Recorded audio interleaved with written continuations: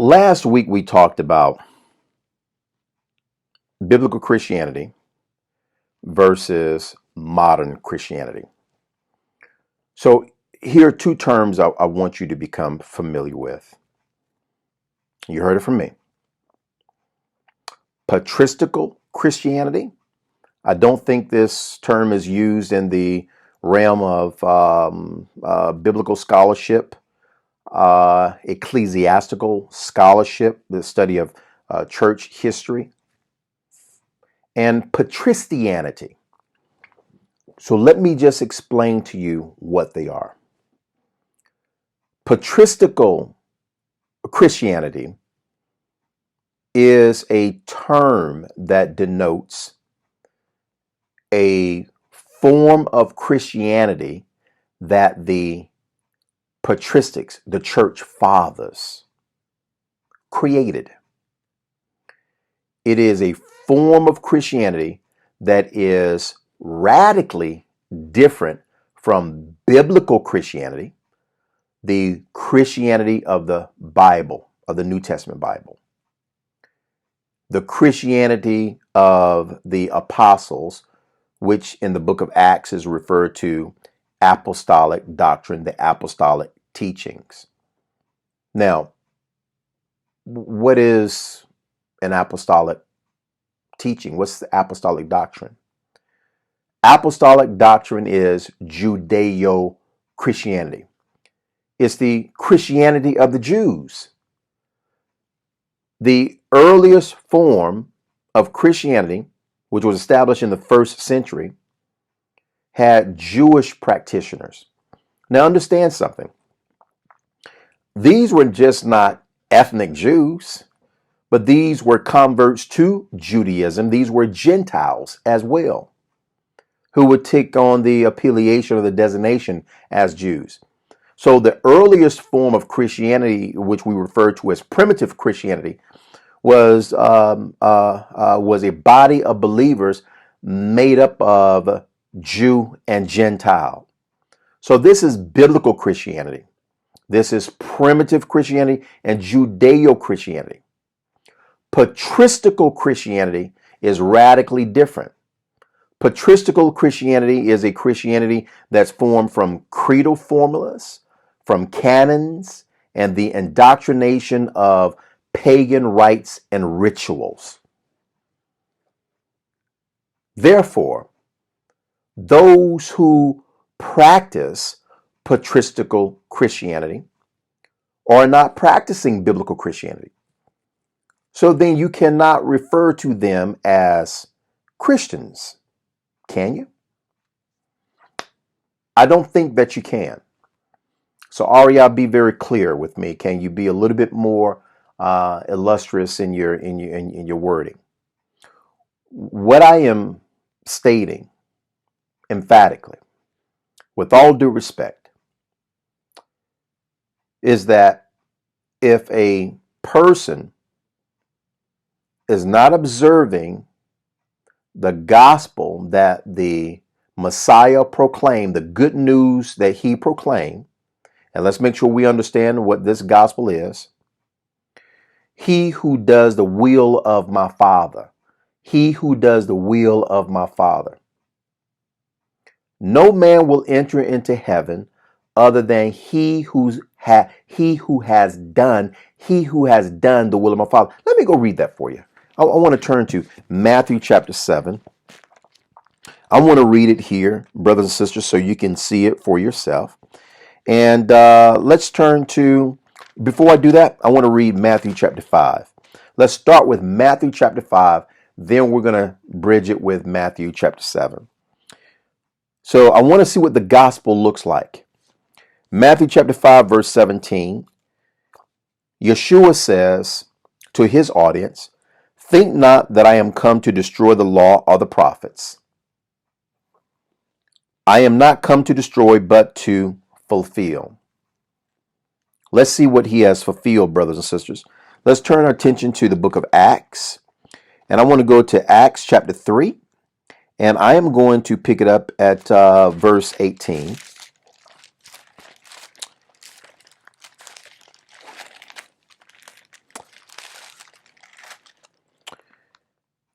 But those things, this is what Peter says, but those things which God, which Elohim, before has showed by the mouth of all his prophets that Christ should suffer, he has so fulfilled. When I turn to Matthew chapter 5, verse 17, Yeshua says, think not that I am come to destroy the law or the prophets. I am come not to destroy the law of the prophets. I have come to fulfill the law and the prophets. Another part or aspect of fulfilling the law, brothers and sisters, is Yeshua perfecting the law. That means that he kept the law perfectly. The first 5 books of the Bible, in Hebrew we call it Torah, in Greek is the Pentateuch. Let's continue to read verse 18. I'll make my point here. In verse 18, for verily I say unto you, till heaven and earth pass, not one jot or one tittle of the law shall in no wise pass, till all be fulfilled. Till everything be fulfilled. And I believe we're still waiting for the Messiah's return, right? So that has not yet been fulfilled, his second advent. So if that's the case, verse 19 becomes very, very, very important.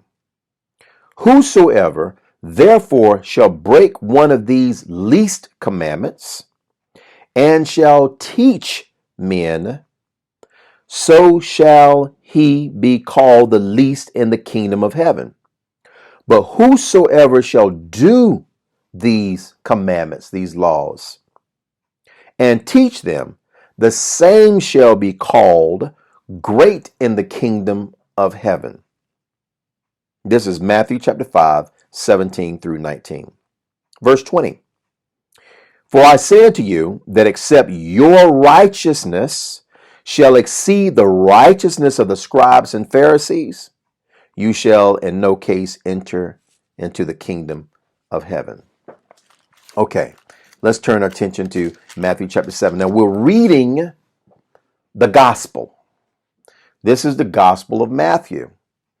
This is the evangelical of Yeshua the Messiah. This is his good news. He is telling us what we need to do in order to receive eternal life. Now, many within Neo-Christendom, this is another term that you're going to learn in this particular segment, will push back on this and say, well, you know, Arya, he was talking to the Jews at the time who were under the law. I respectfully disagree, and let me show you why. In Matthew chapter 7, verse 21 through 23. Matthew chapter 7, 21 through 23. This is what Yeshua says to his audience again. Not everyone that says unto me, Lord, Lord, shall enter into the kingdom of heaven, but he that does the will of my Father which is in heaven. Now notice Yeshua did not say, but he that does my will. He said, but he that does my Father's will, which is in heaven. 22. He then says, many will say to me in that day, this is judgment day, Lord, Lord, have we not prophesied in your name? And in your name have cast out demons, and in your name done many wonderful works. Let's pause here for a second, brothers and sisters, because he's not talking about Hindus. I've never known a Hindu to do any works in the name of Christ, in the name of Yeshua, the Anointed. He's not talking about Islamists, Muslims. I've never known an Islamist, a Muslim, do any work in the name of Yeshua, the Anointed, in the name of Christ. He's not talking about Hasidic Jews, Reformed Jews, ultra Orthodox Jews, Orthodox Jews, Reconstructionist Jews. He's not talking about them because they don't believe that the Messiah has come. So who is his audience on Judgment Day? I'll give you three branches. He is talking about, one, Messianic Sinites. Those are the Messianic Sinatic faith, such as me and my community. Who are they? These are people who believe in practicing the law and the New Testament evangel without adding anything to it or taking anything away from it. And we do all of these things in the faith of the Messiah. So this is one audience on Judgment Day. Second audience, Messianic Jews. Messianic Jews are Jews who believe in the Messiah like us. The difference is that they also embrace halakha laws. Halak, the Hebrew word, means to walk. It represents the traditions. It represents the so-called oral law that was supposedly given to Moses, that Hebrew Israelites are to observe. We disagree with that, but that's another program. Messianic Jews observe many halakha laws that the Master himself, Yeshua, rebuffed. The Apostle Paul said to the assembly at Thessalonica that no one in the evangel, no one in the body of the Messiah are to add to the traditions of the evangel, the traditions of the gospel. So we reject halakha laws. But yet, anyway, Messianic Jews believe in the Messiah. Then we have what we call modern Christians. And I hope you understand why we are referring to them as modern Christians and not biblical Christians, because of what we discussed last week. Modern Christians represents approximately 2.8 billion people who believe that the Torah has been fulfilled in the body of Christ, in the death, resurrection of Christ. Therefore, we no longer need to adhere to the dietary code. We no longer need to practice the holy days. There are a number of things that modern Christians, since neo-Christians, teach that's quite frankly unbiblical. The Messiah said that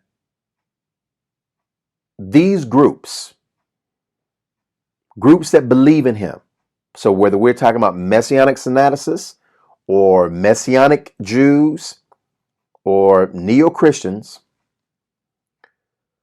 will be rejected because they refuse to obey God's laws.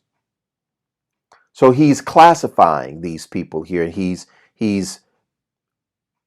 basing their inheritance, their gift of immortality, based upon their obedience to God's law. And remember, we're talking about people who were prophesying in his name, who were doing miracles in his name, doing many wonderful works in his name. But he says to them, I shall say unto you, depart from me, you workers of lawlessness. I never knew you. Now let's think about that, brothers and sisters. If the Messiah has not given these people whom he has rejected the gift of the Holy Spirit to perform miracles, to prophesy, to exorcise demons, to heal people, if this gift did not come from the Creator by way of the Messiah, because they were doing these things as they were rejecting the laws of God, then who were they being empowered by? Who was granting this group or these groups the gift of healing, the gift of prophecy, etc., etc. You see where I'm going with this, right? So as we asked last week, we're asking this week, your form of Christianity, is it biblical Christianity? Can I sit down with you and ask you 5 questions and your answers line up with the gospel of the Messiah, the gospel of the apostles, lines up with the will of God? So I want you to think about that. We're going to go back and we're going to review just a small discussion that 2 scholars are having, which quite frankly is the impetus for this 2-part series titled The Myth of Christianity. This is Dr. Bart Ehrman. He is a professor of New Testament and Christian history at UNC Chapel Hill. He's holding a discussion with Dr. Michael Lacuna, who is an associate professor of theology at Houston Baptist Seminary. And there's a very interesting exchange, only for a couple of seconds, but I found it very interesting because Ehrman is hitting it right on the head. This is something that we have been arguing for the past 30 years, at least I have, being in this community. So anyway, let's listen to the clip, and then we'll come back here after the clip, and we'll delve deeper into the study. See you in a second. Like crossing. My view is that Jesus and the apostles would not recognize an evangelical Christian as a Christian. My view is that because evangelical Christianity is so far removed from anything Jesus ever preached. Well, we can debate on that on a different time. But Dr. Ehrman says to Dr. Lacuna that Christ wouldn't recognize his form of Christianity that the world practices today. And Dr. Ehrman did not say this with any malice. He's being truthful. My background is theology, biblical studies, and apologetics. And I agree with him wholeheartedly. The difference is that Ehrman may have started out as a Christian evangelical who became somewhat disenchanted because of the disingenuousness of the Christian faith as he began to learn about it as a scholar. And so now he is broadcasting loudly the lack of integrity of the modern Christian movement when compared to its base, when it's compared to its foundation, which is Judeo-Christianity. So modern Christianity is a completely different beast, brothers and sisters. Last week, we talked about some features in modern Christianity compared to biblical Christianity. And we ask you to think about the question, are you practicing the Christianity that the Messiah introduced to the world? The Messiah observed the Sabbath, 7th day of the week, not on the first day, but the 7th day of the week. And this was by commandment, because the Most High said that on the 7th day of the week, you shall have your convocation. The Messiah did not abrogate that commandment. He does not have the authority to do so. This is the will of the Father, to observe the 7th day. The Eastern Orthodox Church, the Roman Catholic Church, abrogated that command. They nullified it. The Protestant Church inherited this ideology, and the Protestant Church continues to promote and propagate a Catholic institution as it relates to Sunday worship, Sunday convocation. The nullification of the holy days of God, Passover, Pentecost, Yom Kippur, Day of Atonement, trumpets, and tabernacles. The patristical church, the patricians, patrician is one who follows the patristics. They were the ones who nullified the observance of God's holy days. Why? Because they are emblematic of Judaism. And when you really study the patristics of the 2nd, the 3rd, and the 4th and 5th century, you're going to see a lot of polemical writings against Hebrew Israelites, against the Jews and the Jews' faith. You're going to see polemical writings against not just Orthodox Jews, those who do not believe in the Messiah, but the sect of Nazarenes, the Jews who did believe in the Messiah, who practiced and evangelized the gospel. So these writings were against them. The patristical church divested themselves of their Jewish roots, because keeping the emblematic features of biblical Christianity, Judeo-Christianity, made them feel somewhat Jewish, and they had a great disdain for the Jews. So this is really something political, brothers and sisters, when we look at modern Christianity. This is something that the church fathers created to get away from its Jewish roots. This isn't good. The Messiah was a Jew, a Hebrew Israelite. The apostles were Hebrew Israelites. They were Jews. They were sent to the lost sheep of the house of Israel to raise them up first, so they could, as a cadre, as a group, go out and minister this gospel to the world. I want to remind you of what Yeshua said to the woman at the well. When the Samaritan woman said, "Our fathers worshipped in these mountains, but you say in Jerusalem is where we should worship."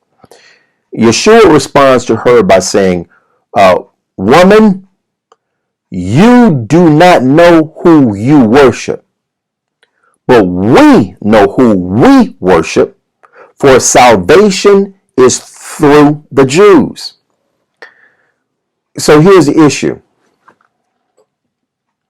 We have the Essene community.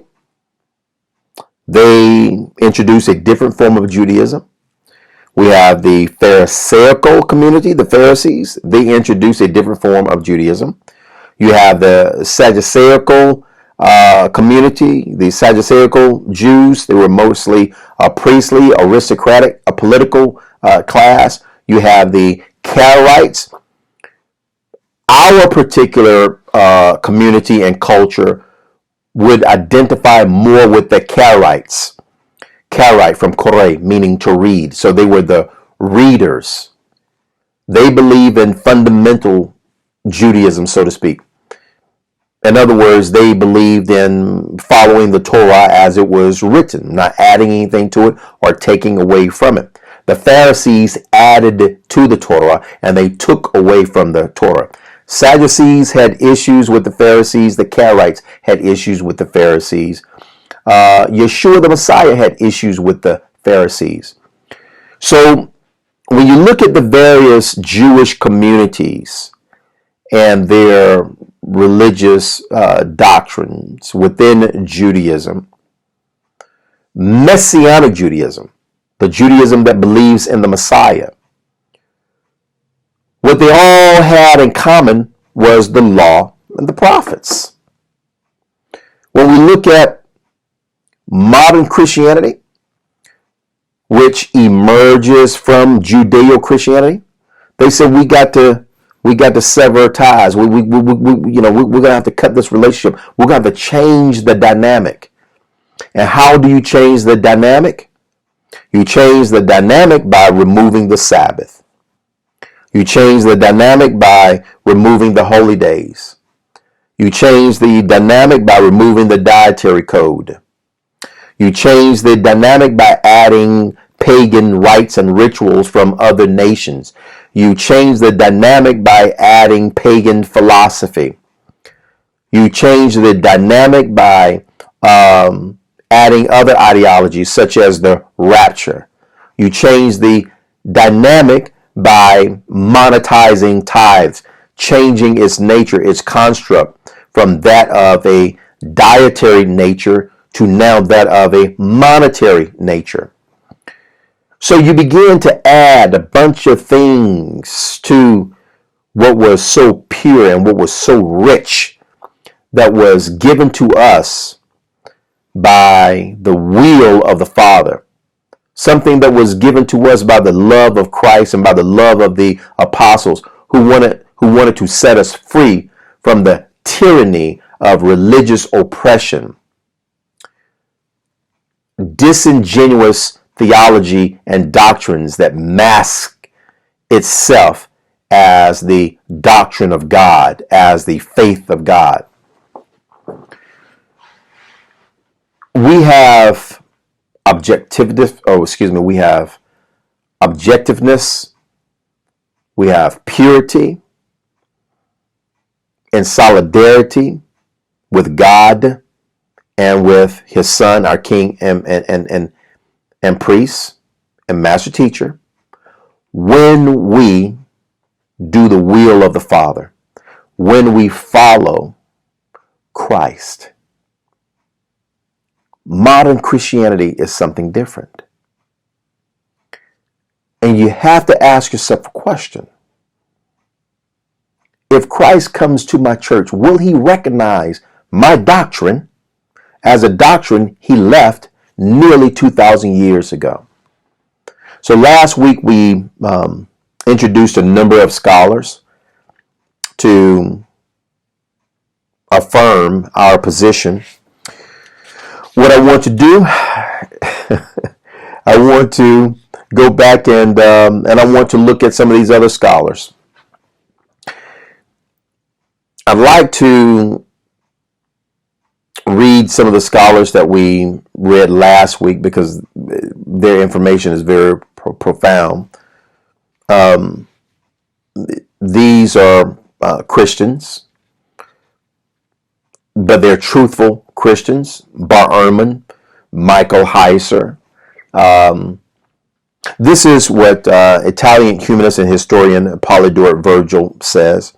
The church has borrowed many customs from the religion of the Romans and other pagans, but it has meliorated, which means to make better, meliorated them and applied them to a better use. In other words, the church says we're going to take this pagan ritual, this pagan ritual, this pagan ritual. We're going to take this pagan image, and we're going to gloss it over with Christ, and it's going to be all good. It's going to be fine. And you can't do that.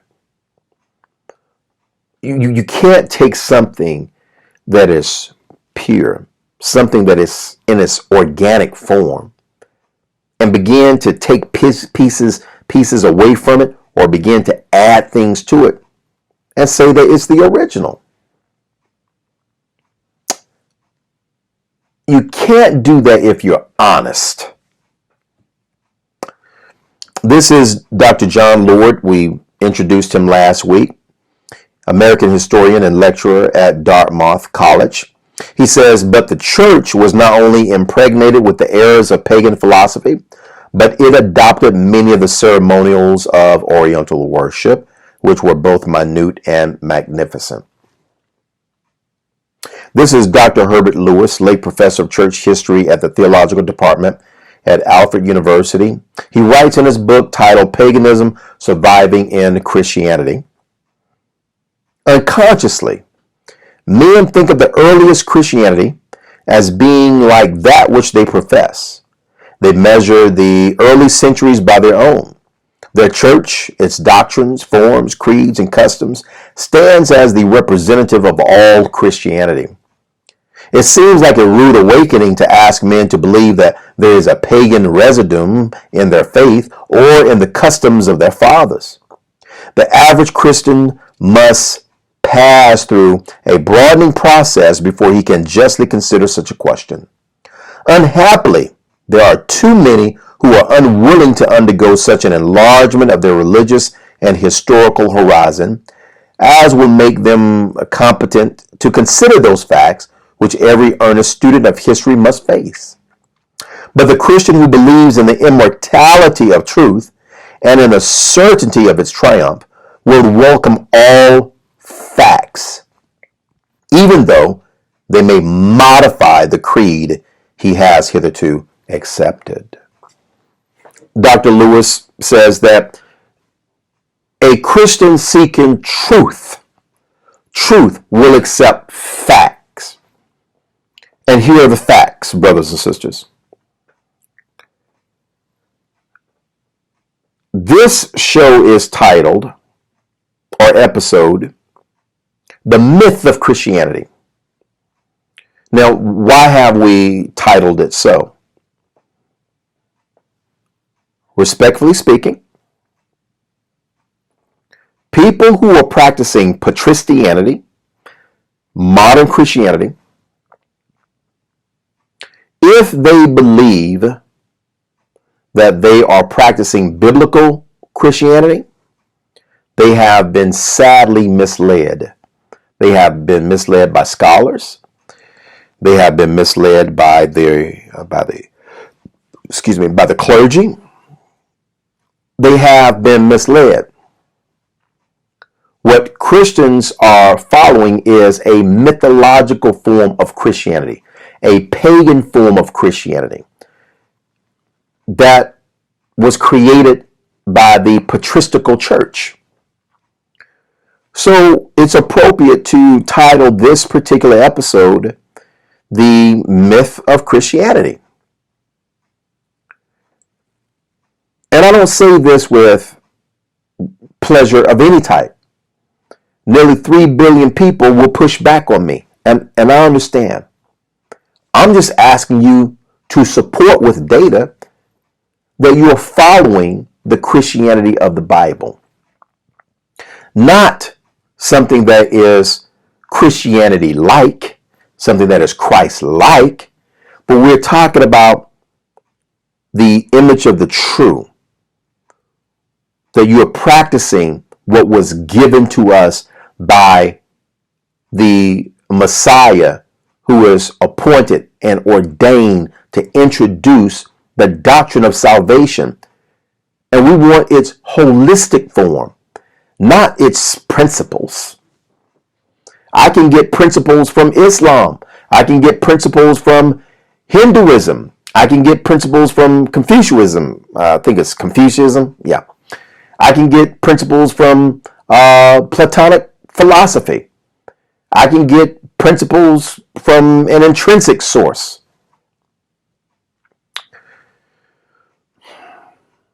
The Christian faith has its principles predicated upon the first 5 books of the Bible and the prophets. We need that.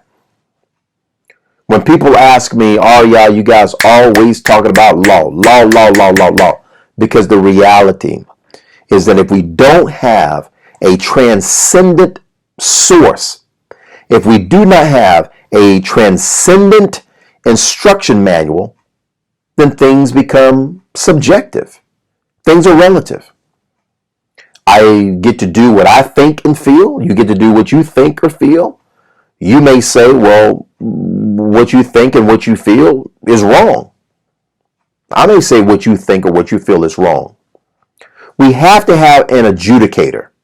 We have to have someone to say, this is what's right and this is what's wrong.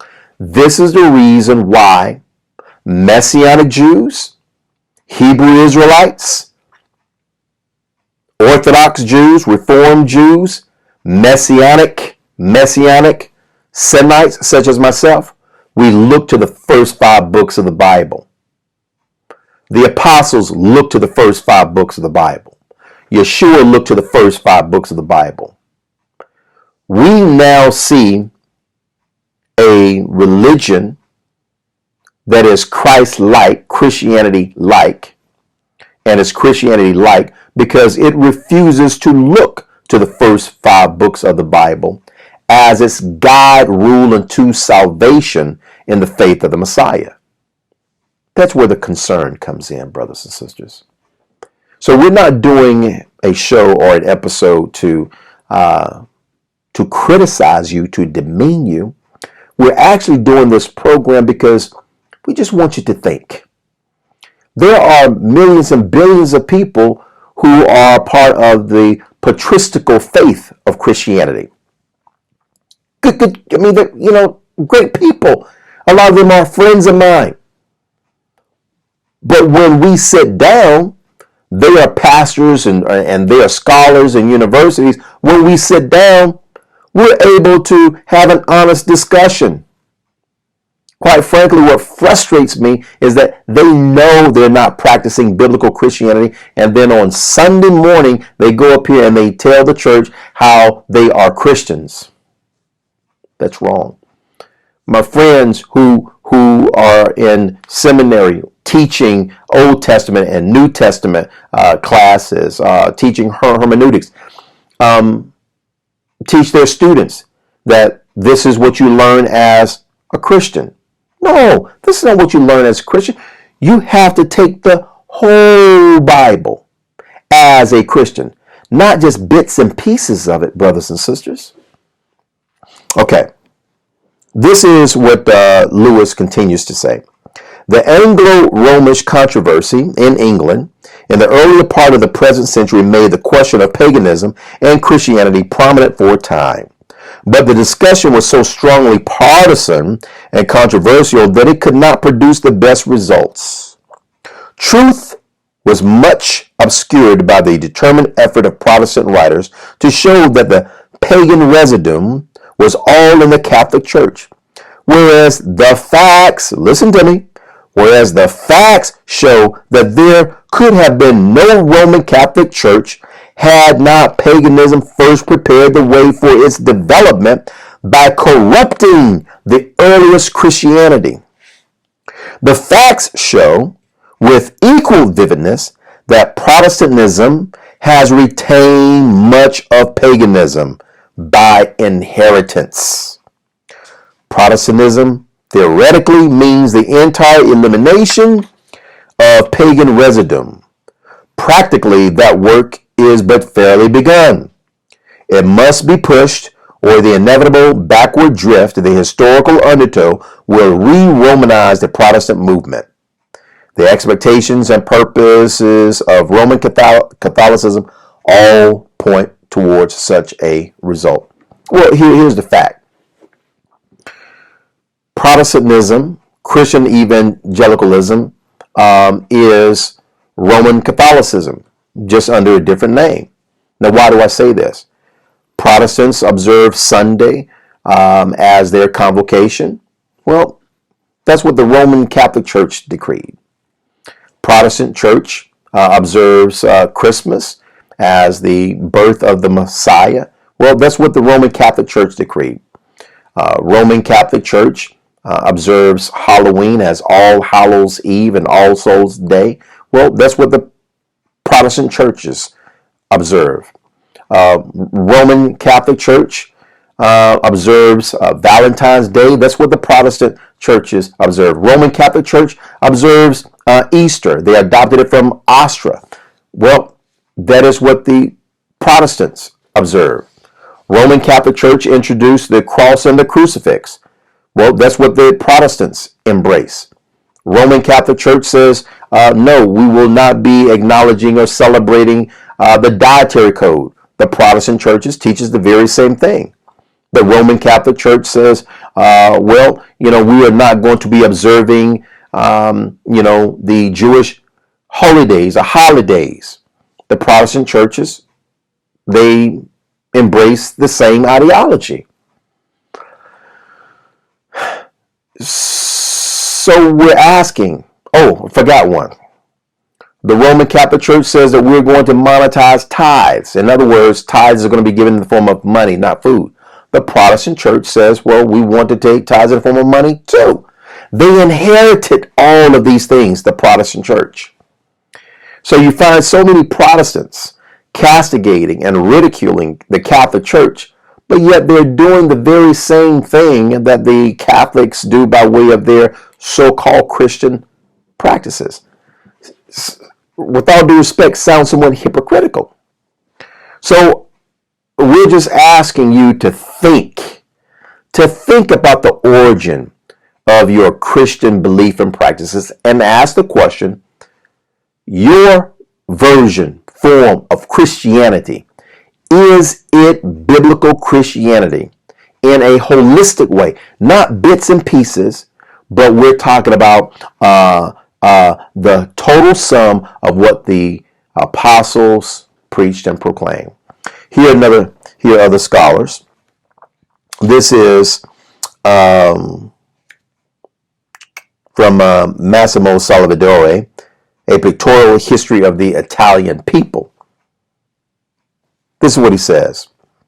The absorption of these pagan practices and holidays in Neo-Christianity, well, this is actually my commentary, would be advocated by Pope Gregory I, who has become renowned for initiating the first recorded large-scale mission from Rome called the Gregorian Mission, to convert a pagan people to Christianity.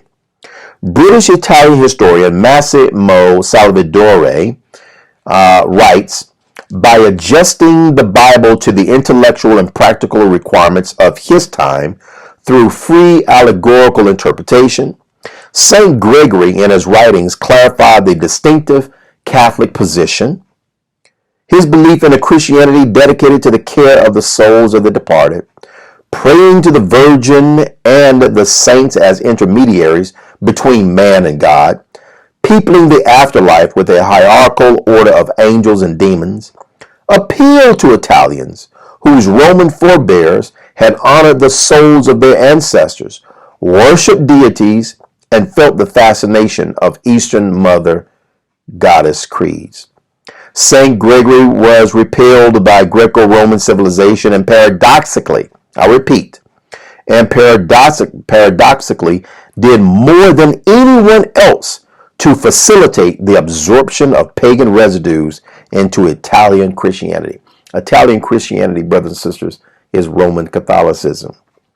Through that process of absorption, any paganism hostile to Christianity remaining in 147 Italian rural communities faded away. One of our patristics here, Gregory, is on record for creating a Christian-like doctrine within the body of Christianity, radically different from what the apostles taught. Let's look at some other scholars. This is Dr. Roger Olson, professor of Christian Theology of Ethics at George W. Truett Theological Seminary of Baylor University. He says, theology is the church's reflection on the salvation brought by Christ and on the gospel of that salvation, proclaimed and explained by the first century apostles. Yes, it is not proclaimed and explained by the second century apostles called the Apostolic Fathers. The term Apostolic Fathers simply denotes one of the earlier patristics, such as Ignatius or Clement, Polycarp, who supposedly or allegedly knew the original apostles or studied under the original apostles, such as John or Paul or Peter. Olson is saying that the patristics of the second century had no authority. No authority. The apostles of the first century were the authoritarians. We are looking to their doctrine, and their doctrine does not include pagan residue. Christmas, Easter, crosses, crucifixes, Halloween, abrogation of this, nullification of that. No. This comes through the patristics gate of theology. Olson continues to say the first Christian theologians were bishops and other ministers and leaders of the Christian congregation in the Roman Empire. They have come to be known as the Apostolic Fathers because they are assumed to have been men who knew one or more of the apostles, but were not apostles themselves. Among these apostles that the author Olson is referring to is Ignatius, who lived between AD 35 to 110. Polycarp, I mentioned to you, AD 65 to 155. And Clement, who lived between 150 and 215. Their writings served as a foundation for succeeding patristics, namely Irenaeus, 130 to 202, Justin Martyr, Augustine, Jerome. These were the reformers. These were the builders of patristical Christianity. This is my summation, brothers and sisters, given the data and the scholarship that I have provided you with. There is approximately 2-point-something billion people in the world today who are walking the streets saying that we are Christians. I must respectfully disagree with that. From what I read in the scriptures, a Christian is one who follows Christ. How did Christ live his life? He lived his life as a Torah observant Jew. He lived his life as a Jew who did not add to the Torah, who did not detract from it. He established a following of like-minded brothers and sisters of all ethnicities. I'm not even going to go into the racial component of patricianity beginning in the 2nd century AD.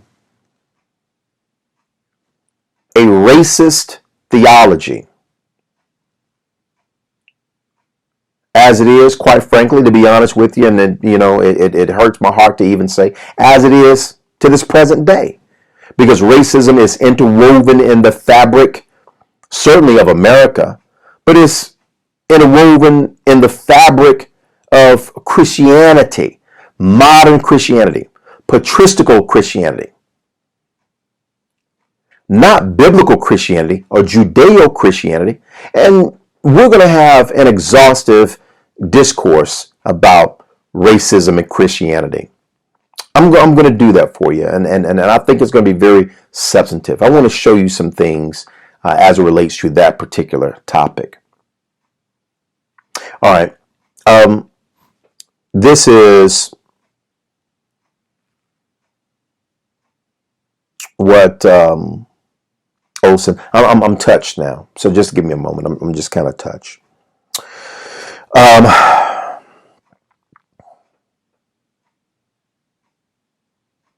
This is what Olson concludes. He says the apostles, these apostolic apostles, wrote primarily to exhort, encourage, and instruct Christian churches in the transitional time after the deaths of the apostles. Let me read this again. These men, the apostolic fathers called the patristics,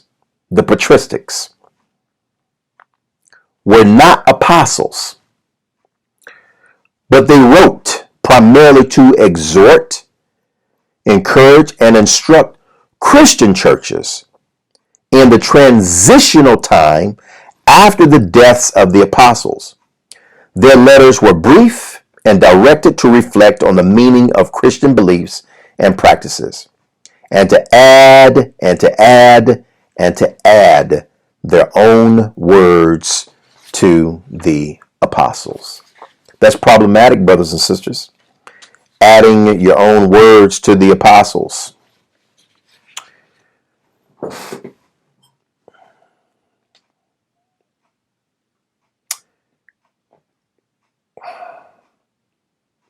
Creedal formulas, canons, rituals, rites,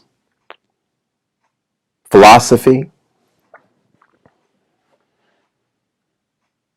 All of these things were thrown in the pot as ingredients to make what the world calls today Christianity. And I say this respectfully. I really do. What 3 billion people, and I'm just rounding up, are practicing today is not Christianity.